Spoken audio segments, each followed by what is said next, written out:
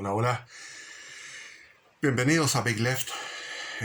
Anoche dije, voy a hacer un video que se llame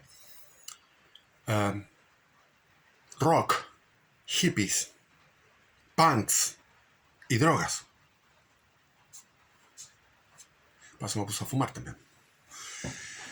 ¿Por qué? Porque, bueno, es una faceta de mi vida que no he contado y la voy a contar ahora tratando de dar información sobre la pequeña historia. Lo que me gusta a mí es la petite histoire, la pequeña historia. Desde ahí se ve.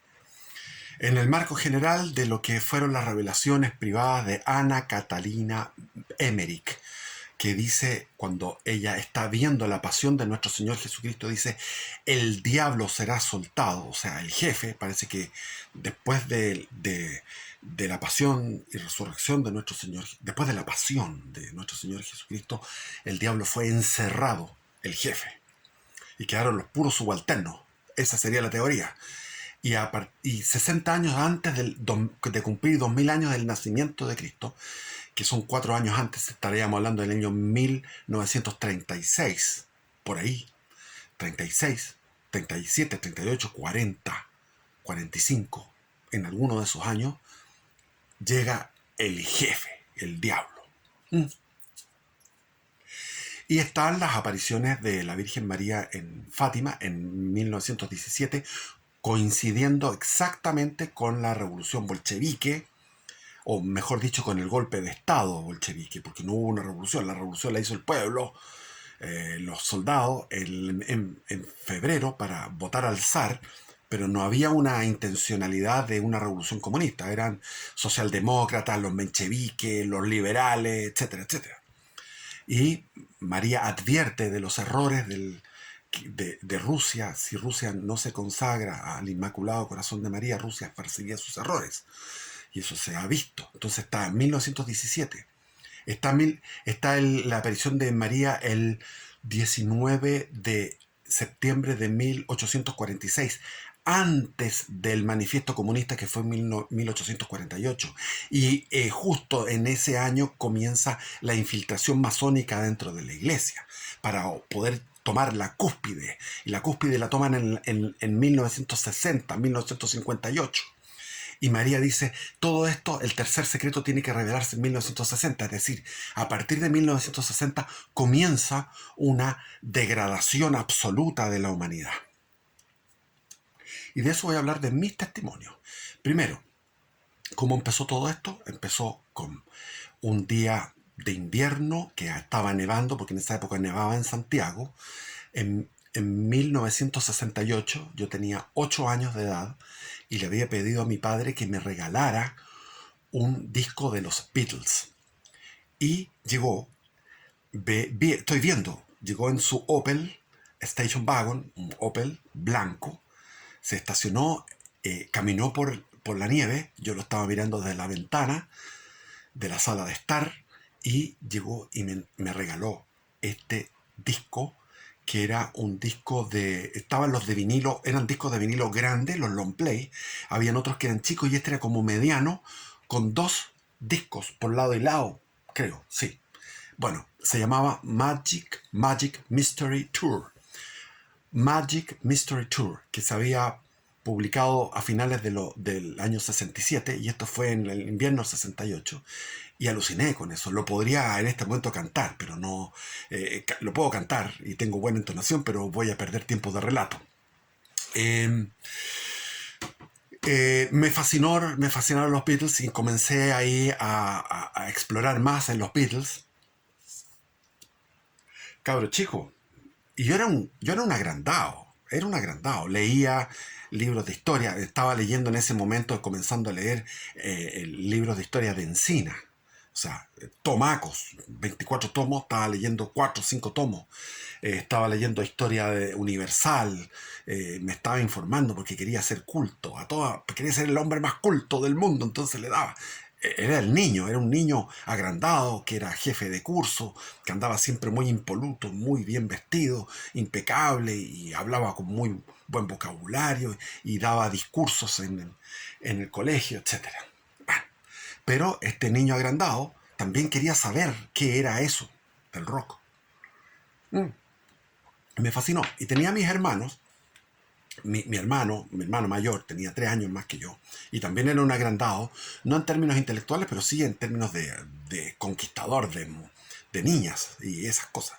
Y teníamos unos vecinos que eran los Torelli y eran, bueno, de sangre italiana, lo que eran hermosas niñas, me acuerdo. A mí me tocaba pololear con la Kika Torelli de niño, o sea, de 5 años pololeaba con la Kika Torelli y mi hermano con la Torelli mayor, y los Torelli, los dos hombres, pololeaban con mi hermana, y estaban después los Lazzarini que eran otros italianos. Entonces había vecindad de muy buen nivel estético, bellísimos.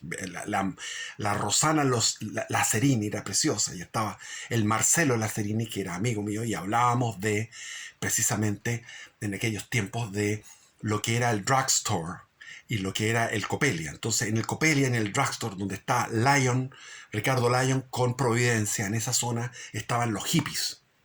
Y los hippies hacían y deshacían. Se tomaban los ácidos lisérgicos como que fueran pastillas y andaban volados y habían traído toda la moda de la Universidad de Berkeley, de ahí, de California.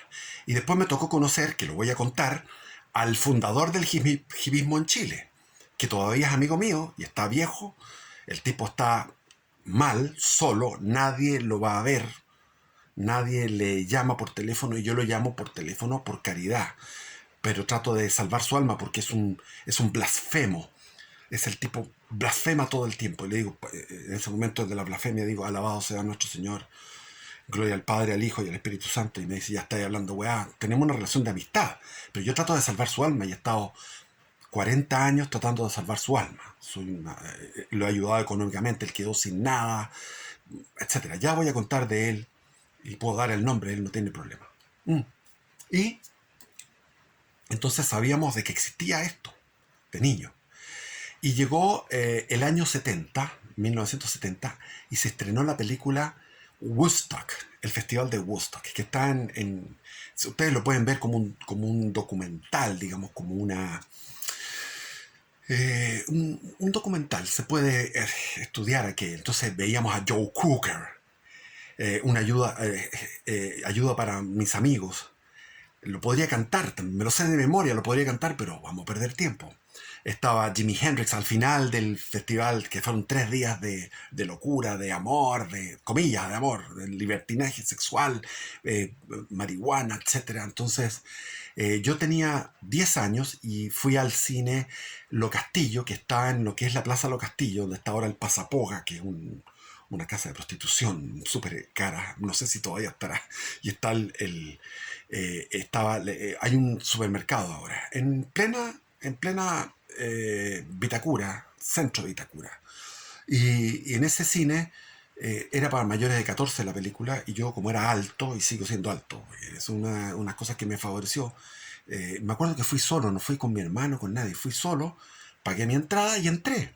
Y adentro fumaban marihuana. Entonces llegaban los acomodadores, en aquellos tiempos había acomodadores en el cine, con su linterna y apaguen los cigarros. Había cigarros de tabaco y de marihuana. Cabros jóvenes del Vitacura. Y yo caminando por ahí, por Candelaria, Goyenechea, miré por entre medio del espeso follaje de una de las casas más millonarias que te puedas imaginar, y estaban los jóvenes fumando el pito y pasándose los pitos unos a otros. Entonces, después fui a ver un reportaje en el Cine Lido, que era una película de Ravi Shankar. Les recomiendo Ravi Shankar. Era un festival de música de San Diego, en California, en el año 67, donde tocaba Ravi Shankar, jovencito, increíble, y está en YouTube.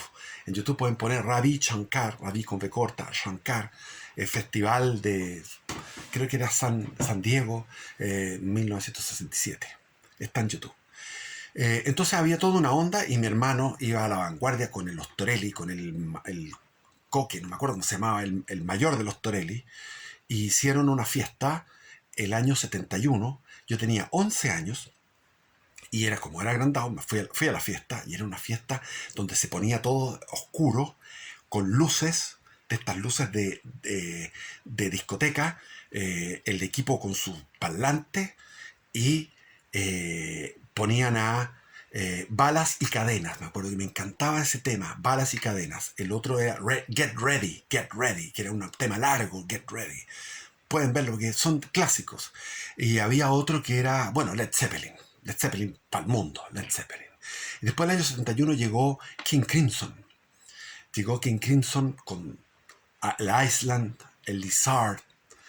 Y después, en los años 80, con el Discipline y el Beat. Son 4 discos de King Crimson que son una joya del rock. El Island, el Lizard, con Z, Lizard. Después en los años 80, el Beat, el Discipline y el Beat. Estaba, bueno, Janis Joplin, etcétera, etcétera, etcétera, etcétera. Bueno, y iba a esas fiestas. No fue una, fueron varias.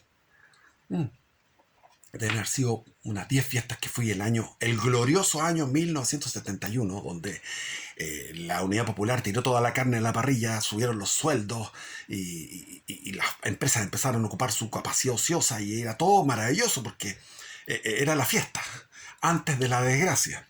El 72 se acabaron las fiestas. El 72 empezaron el desabastecimiento, los problemas. Los mismos hippies se juntaban en el parque forestal a fumar sus pitos y cuestiones, y llegaban los de la Ramona Parra, los de la Unidad Popular, llegaban a pegarles. Eso fue así. La Unidad Popular era tan dogmática que no recogían de los hippies esto. Y conocí a los que participaron en el primer recital, que fue el recital de Piedra Roja en los dominicos. Yo como niño lo escuchaba y conocí a la generación del 60.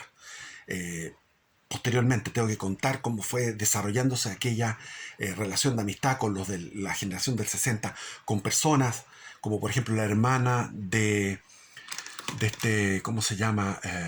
Bueno, del gran biólogo chileno que ella había estado con Frank Zappa, otro de los grandes. Frank Zappa es otro gigante del rock.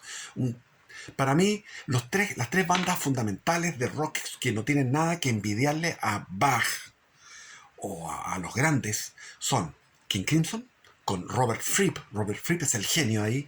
Estaba también Bill Bruford, pero Robert Fripp, Bill Bruford y Robert Fripp son los grandes genios del grupo King Crimson. Después está Led Zeppelin con todos sus temas maravillosos de Led Zeppelin. Y después está Frank Zappa. Frank Zappa tiene una cantidad tiene muchísima producción que es mala.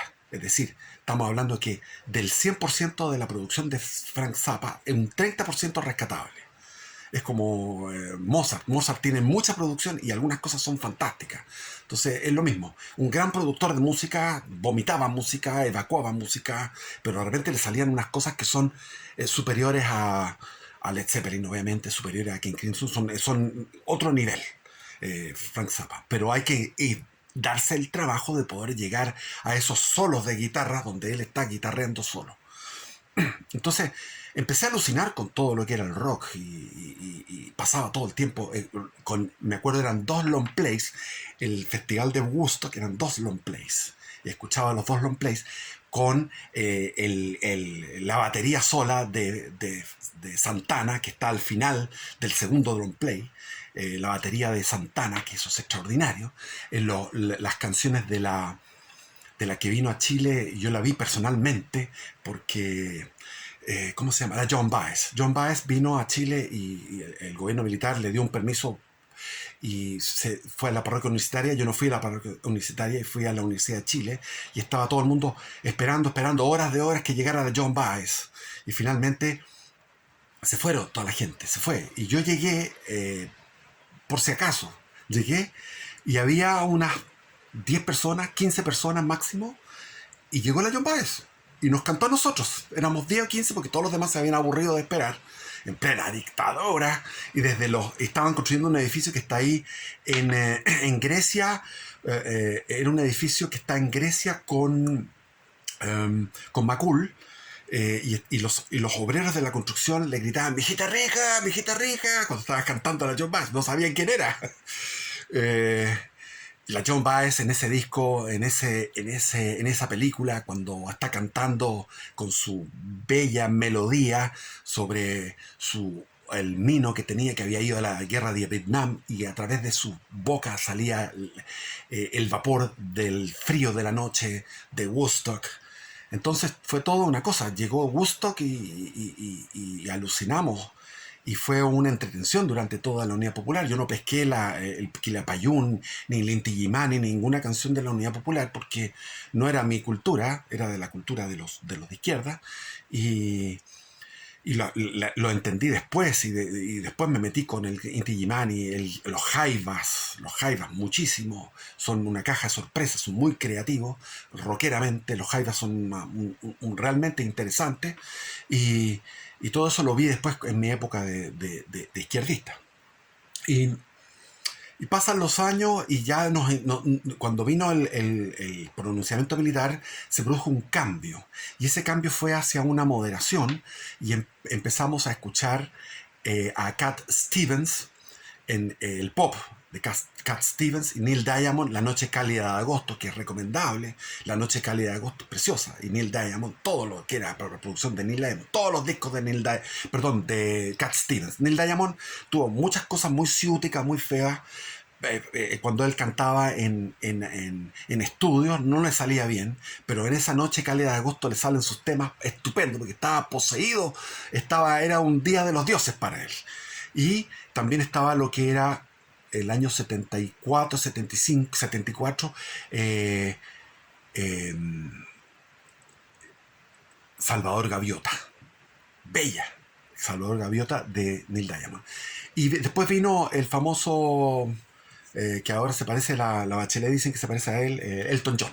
Entonces ya cuando empezó Elton John, yo ya estaba metido en la cosa de Dios religiosa y me olvidé de toda esta música y entré, estaba también Simon and Garfunkel, que son, digamos, música pop, y entré en la onda de la música de Bach, básicamente Juan Sebastián Bach, canto gregoriano, el Miserere, etcétera, etcétera. Entonces estaba en esa onda. Después perdí la fe. Entonces, al perder la fe, me puse comunista, me puse marxista. Después de un tiempo, como les he contado, de 2 años, donde estuve en la nada, medio deprimido, con un ateísmo profundo, de verdad, un ateísmo auténtico, que me salvé del ateísmo entrando en otra religión, que fue la religión del marxismo, leninismo, que es una religión. Y ahí me informé de todo lo que era el Quilapayún, el Inti Illimani, los Jaivas, etc. Y me tocó un viaje que hice a Perú. Yo escogí ir a Perú, era la moda, ir a Chiloé o a Perú. Hice un viaje a Chiloé un año, a los 19 años, y a los 20 años fui a Perú. Entramos al Cusco, y en el Cusco estaban todos, había una juventud toda de izquierda, pero eran miles los turistas de jóvenes mochileros que eran de Brasil, de Uruguay, de Argentina, de España y de Francia. Esas eran las nacionalidades que estaban ahí. Los españoles iban en una onda pachamámica. Yo también me metí en la onda pachamámica ahí. Y ahí probé por primera vez el cigarrillo de marihuana. Tenía 20 años, pero no me hizo nada. No pasó nada. No sentí nada. Y me fui a vivir a Pisac, que es un poblado que está cerca de Cusco, en una vivienda indígena en Pisac. Y ahí era como estar en el Tíbet, porque hablaban quechua todo el rato, las radios eran de quechua, me rodeaba de... Todo el mundo era quechua. Y subía en Pisac, subía arriba, iba subiendo por unas escaleras donde están las terrazas de cultivo. En lo alto miraba un océano, un mar de olas, que las olas eran las montañas verdes, preciosos, con unos atardeceres impresionantes, unos atardeceres donde la luz se reflectaba en distintos ángulos, con distintos colores, naranjo, rosado, rojo incluso. Estaba el invierno boliviano, el invierno del altiplano. Entonces estaba sometido a una cantidad de éxtasis tremendos, naturalmente, hasta que conocí a una peruana de clase alta que tenían un fondo ahí. Y tuvimos un amorío que fue todo romántico, porque mientras llovía, hacíamos el amor, mientras llovía en estas ruinas, en las ruinas incaicas. Y después ella tenía un Volkswagen y íbamos a recorrer todo lo que era el Ollantaytambo o el Vilcanotas, que es un río precioso con cultivos de maíz, con cultivos de todo tipo de cosas, todo es como viajar en el tiempo. Entonces teníamos y después el padre que odiaba a los chilenos, era un abogado prestigioso, me entrevistó y me dijo, olvídate de mi hija. Nos veíamos a escondidas y de repente estábamos, me acuerdo, en un lugar donde estaba Govinda, se llamaba, donde comíamos yogures y cuestiones sanas de estos Hare Krishna. Y estábamos ahí comiendo felices, los dos, y, y desde el ventanal del restaurante, el tipo mirándome con una cara de odio. Nos estaba siguiendo y espiando. Entonces yo le dije, bueno, vámonos de aquí, vámonos de Cusco, tomemos un avión y nos vamos a Lima, porque ella tenía en Lima donde podíamos estar, con vista al mar, departamentos con vista al mar en Lima, en Miraflores. Y, y bueno, lo que hice fue comprar los pasajes, le dije, vámonos, y entre medio ella me convidó a un lugar donde tenía las obras completas de Freud. Entonces empecé a leer las obras completas de Freud. Y me conecté ahí con un español y fuimos con ese español al Machu Picchu y él me convidó una pócima una pócima que es una pócima de una droga chamánica y subimos al Huayna Picchu en medio de la lluvia y el sol y la lluvia y todo eso en el Huayna Picchu como una especie de iniciación totalmente pachamánica. Bueno, y estaba refugiado en este lugar que no pagaba nada, porque era un lugar de ella. Ella tenía muchos recursos, era una mujer hermosa, lejos, muy hermosa. Y, y leyendo las obras completas de Freud, mientras llovía y dejaba de llover, caminaba por el Cusco. Y finalmente quedamos en el día preciso de irnos a tomar el avión. Llego al aeropuerto y no la encuentro y voy a la boletería y le digo, ¿qué pasó? Aquí hay una persona que tomó el boleto de avión que está en este número junto con el mío para Lima. Me dijo, no, vino un señor, un caballero y cambió los boletos. O sea, se le devolvió la plata y no se va. O sea, él siguió la pista, la interrogó y fue a, a, a anular esta relación. Él consideraba que estuviera con un chileno, más encima pachamámico, izquierdista, fatal. Así que no me resultó el irme con ella a Lima. Llegué a Lima y eso es otro cuento, el tema de Lima.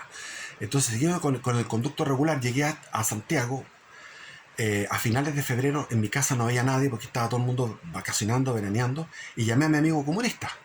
Entonces lo llamo por teléfono y le digo, oye, ¿cómo estáis? Me dice, oye, weón, ¿anduviste en Perú? Sí, weón, estuve 2 meses en Perú, lo pasé la raja. Había estado el año nuevo, o sea, me fui después de la Navidad a Perú. Lo pasé la raja, le conté todas las cosas y dije, juntémonos. Entonces fui a la casa del comunista que vivía cerca mío en Las Condes. Y el weón me dijo, ¿y probaste? Sí, probé esto. Le conté la experiencia alucinógena, bella. Y después le conté que había fumado marihuana y no había pasado nada. Me dijo, es que tú no sabes fumar. Hay que fumar de esta forma. Y él tenía marihuana. Entonces me convidó a la marihuana. Empezamos a escuchar a Silvio Rodríguez. Y ahí conocí a Silvio Rodríguez. Me encantó. Me encantó Silvio Rodríguez. Su música es un gran músico, el cubano. Es un comunista, pero muy buen músico. La producción musical de Silvio Rodríguez es genial. Como poeta y como músico es un tipo genial. Como intérprete es genial. O sea, el tipo no tiene desperdicio, Silvio Rodríguez. Y me enseñó cómo tenía que hacerlo. Entonces tenía que aspirar así y que te quemen los pulmones y qué sé yo. Y de repente, ¡pah!, me volé por primera vez con marihuana y me encantó.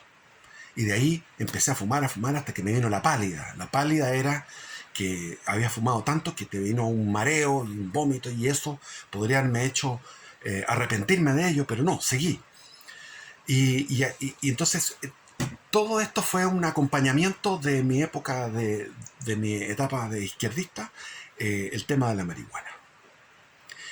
En tiempos de Pinochet había una libertad muy grande, mucho más libertad que ahora. Y la marihuana era buena.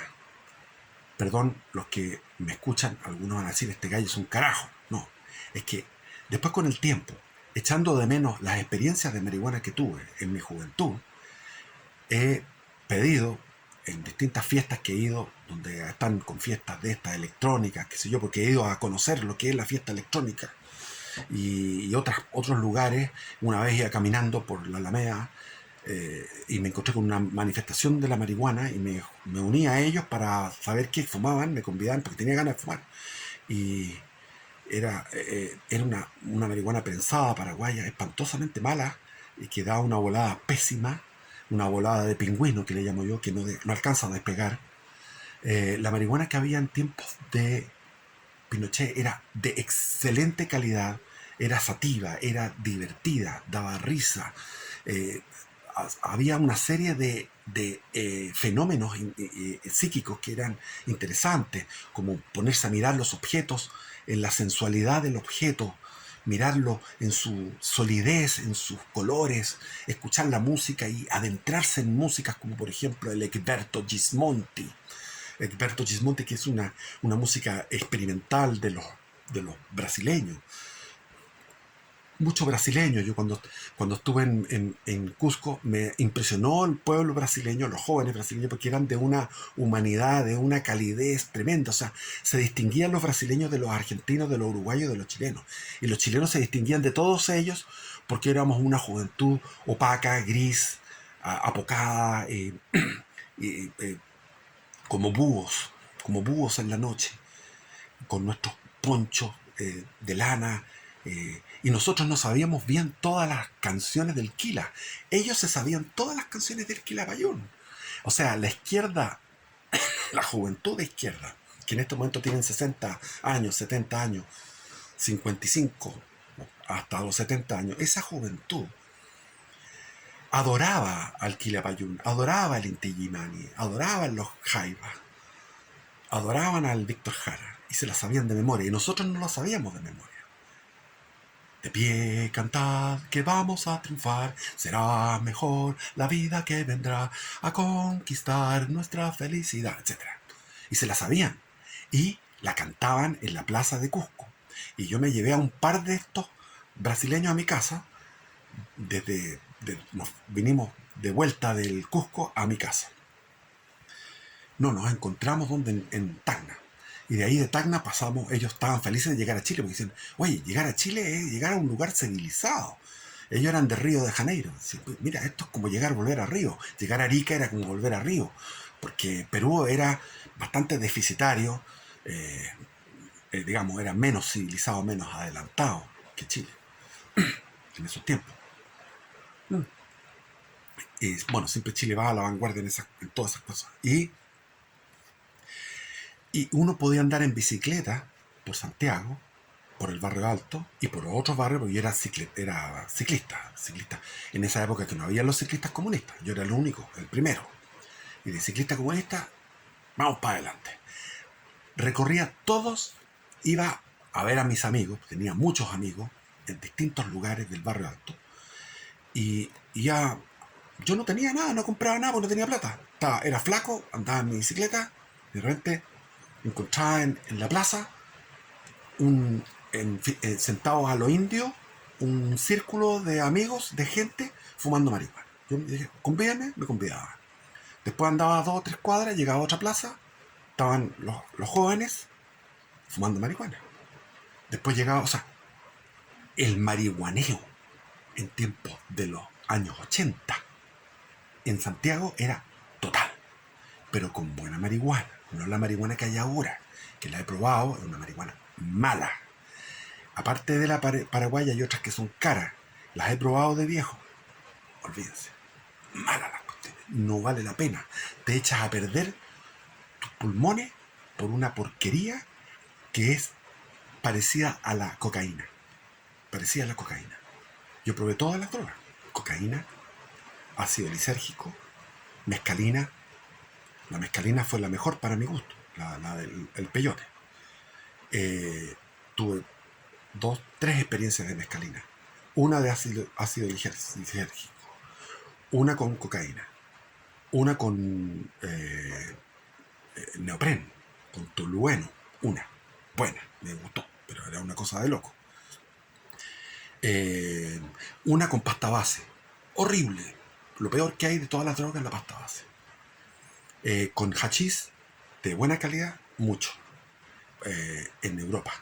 Porque tenía unos amigos que eran suizos. Los tipos iban al, a la cesantía, al departamento de cesantía, cada 15 días le timbraban que estaban cesantes. Ellos eran profesionales, con pelo largo, rubios, altos, de pelo largo, buen mozo los tipos, y ellos iban al Chomer en Ginebra, le timbraban